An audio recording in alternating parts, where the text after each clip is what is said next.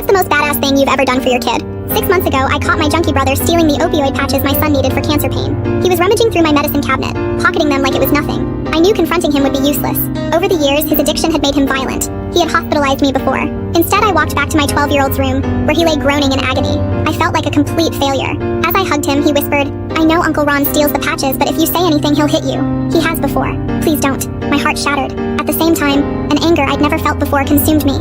I couldn't let my son suffer because of that worthless thief, and I sure as hell wasn't going to let him think it was okay to live in fear. The worst part? My son had accepted it. He had learned to endure the pain, rather than risk making things worse. That realization pushed me over the edge. That night, I did my research and came up with a plan. I crushed up some sleeping pills, stirred them into his drink, and waited. Within 30 minutes, he was out cold. Wasting no time, I dragged his unconscious body to my car, shoved him in the back seat, and drove 4 hours across 2 state lines. I dumped him in an alleyway, somewhere populated enough that he wouldn't die, but far enough that he'd never find his way back to us. When I left, he was still breathing. I haven't seen or heard from him since.